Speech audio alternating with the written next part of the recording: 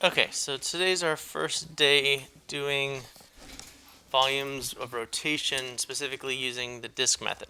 Okay, so we finished up with volumes of cross sections, and now we're starting volumes with the disk. Okay, so it says find the volume of solid of revolution formed by revolving the region bounded by the quadratic and y equals 0 about the x-axis. Okay, so the first thing I should always tell my students to do is kind of draw a picture, so get a visual of what's going on. Okay, so we've got this quadratic. Okay,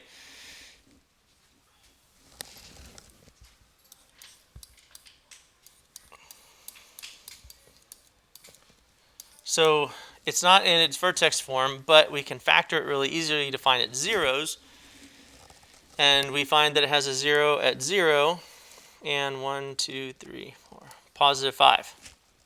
So our quadratic looks something like this. Okay, just a basic sketch. Then it says the area between that and y equals 0. Y equals 0 is a fancy way of saying the x-axis. Okay, so we're talking about this area right here in between the line and the quadratic. So basically this. This is the area, the region, that we're going to rotate around the x-axis. Okay, so since we're rotating it around the x-axis, it's going to rotate like this. Okay, now like I said, the first thing that I'm going to do is I'm going to reflect the area that I have there over my axis of rotation. So basically I get this. And then to make it kind of look 3D, like I said, just pick a point and just rotate it like this. So it's going to go around and around like this. So we kind of get this almost spherical shape. Okay? Now, the radius of this is from here to here. This is my radius of my disks. Now, as soon as I see that we're revolving it around the x-axis, I know that I'm using this equation. Pi from a to b of r of x squared dx. Okay?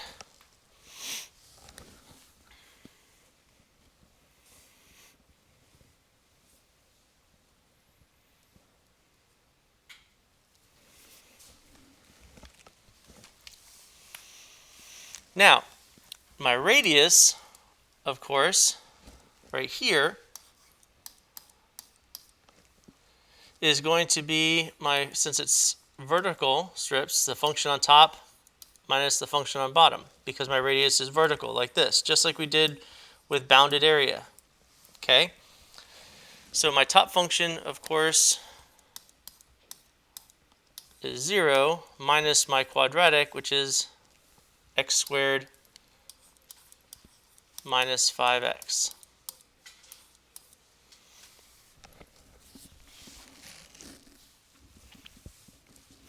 And my limits are from 0 to 5.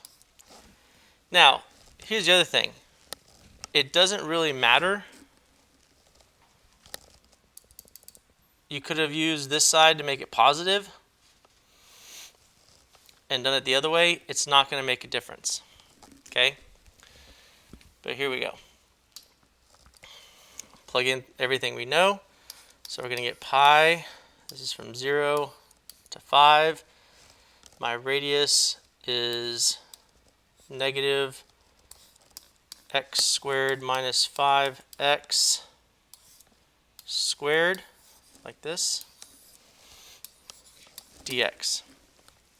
And you can see what's going to happen right away.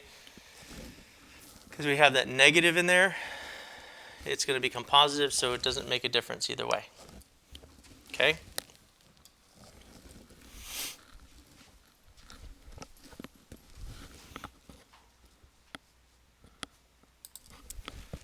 So then when you FOIL this out, you're going to get pi from 0 to 5, x to the fourth minus 10x cubed plus 25x squared dx,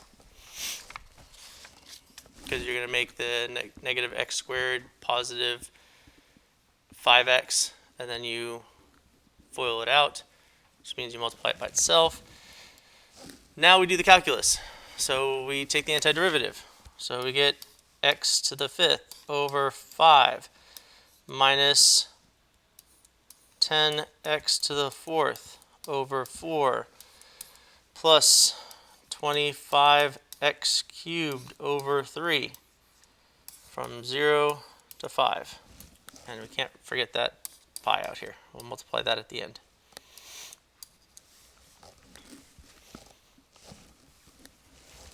Plug in our upper and lower limits.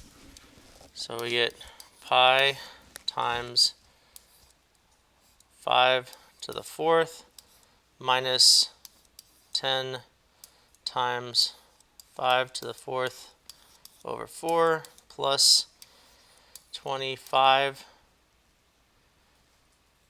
times 5 to the third over 3 minus 0.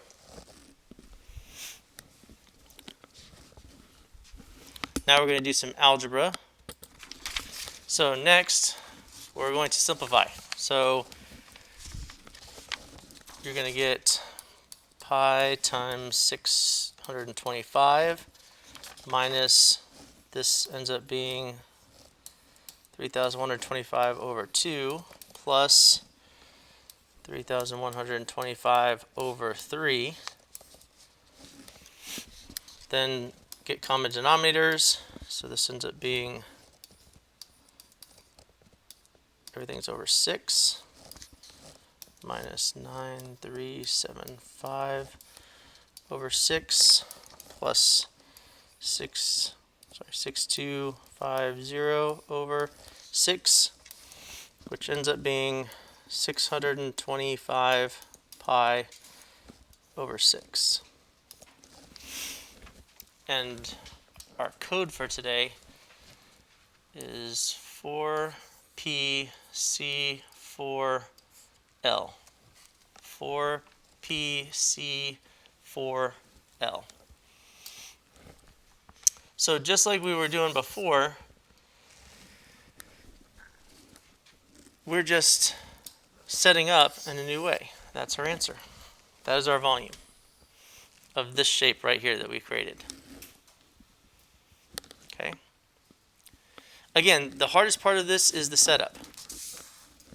Where you're going to make your mistakes, that's going to be in the algebra. So be very, very careful while you're doing this.